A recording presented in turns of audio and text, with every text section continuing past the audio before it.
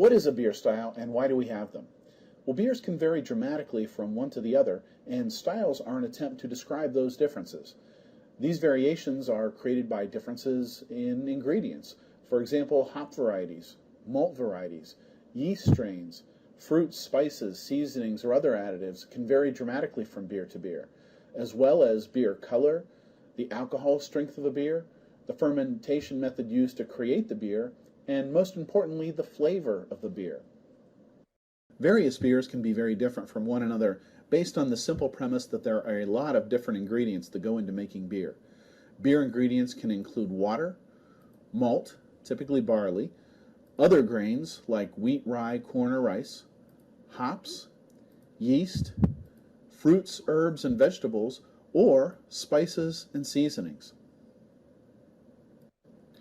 Depending on which source you listen to, there are at least 23 different major categories of beer styles, and each of those major categories, listed here, can have as many as 8 different substyles included under it. Modern beer terminology has some basic definitions that start to divide beers up into various styles. For starters, today the word beer means an alcoholic beverage based on fermented malt and that normally contains water, hops, malt, and yeast. In centuries past, the word beer had a slightly different meaning, but we'll get into that in a few slides. Ales, lagers, and hybrids are all different types of beer, each one having fermentation characteristics that are different from the other. Ales have been brewed for thousands of years, and there are many more variations of them than for either lagers or hybrids. 16 main categories of ales have been defined. Ales are sometimes called top fermenting beers because the yeast used to make them typically floats on top of the beer, where it converts sugar into carbon dioxide and alcohol. This leaves a foam or layer of bubbles on the top of the beer, and when it happens quickly, it can look like the beer is actually boiling. Ales are also warm fermenting, meaning around 55 to 75 degrees Fahrenheit, which is warmer than the temperatures that lagers ferment at. Lagers were only developed in the 19th century. Prior to that, a lack of understanding of how yeast worked in beer and a lack of refrigeration combined to make the creation of lagers virtually impossible.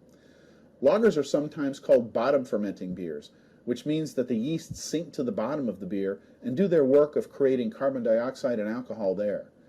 Lagers also ferment at relatively cold temperatures, usually around 45 to 55 degrees Fahrenheit. Fermenting at cooler temperatures helps to create a smoother beer than most ales. The word lager actually means to store in German, in reference to the cold aging period that all lagers go through before they are ready to consume. But beer is not entirely black and white, or ales and lagers. There are also shades of gray. We call them hybrids. Hybrids are beers that show some characteristics of both an ale and a lager.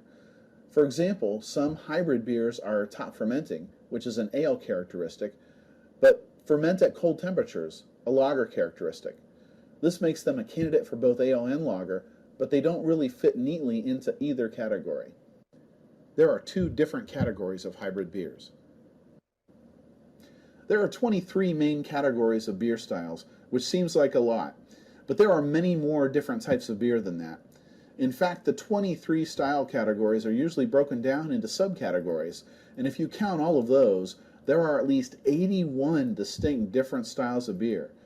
A few examples of subcategories are listed here for the stout, porter, India Pale Ale, and American Ale main categories.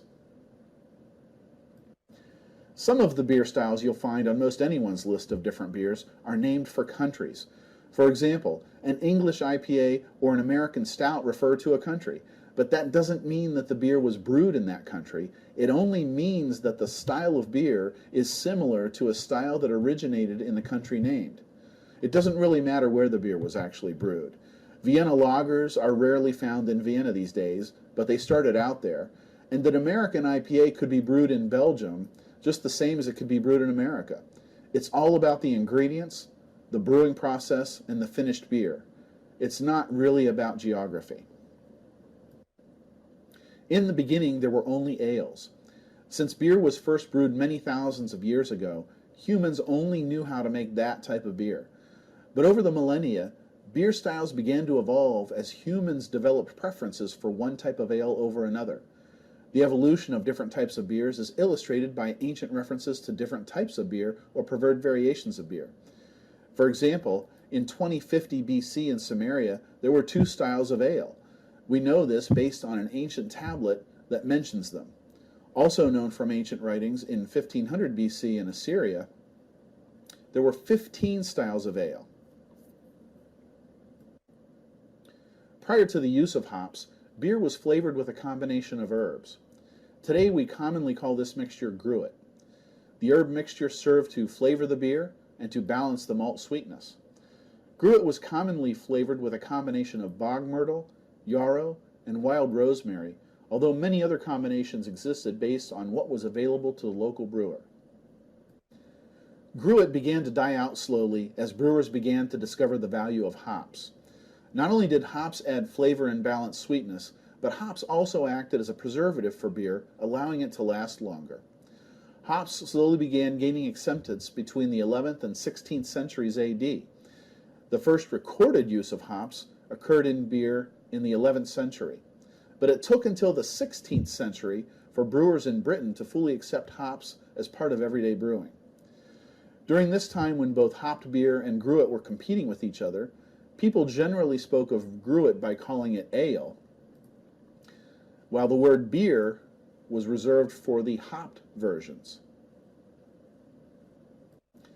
Lagers only arrived on the beer scene around 1840 when a brewer from Vienna named Anton Dreher developed the first true lager, called the Vienna lager. For years, Mr. Dreher had studied yeast and how they worked in beer, and although his understanding of them was not complete, he was able to isolate bottom fermenting yeast and create his Vienna lager entirely with that type of yeast, the first time such fermentation had happened for beer. During the 1830s, he visited many different breweries and often stole samples of beer and yeast while the brewers weren't watching him. Hiding the stolen yeast and beer in small flasks in his clothing made him nervous, so he had a hollow walking stick made with a valve on the end that allowed him to suck up beer at less risk of being noticed. Here's my last word as far as this beer style introduction goes. First of all, labels can be very deceiving as far as beer styles are concerned.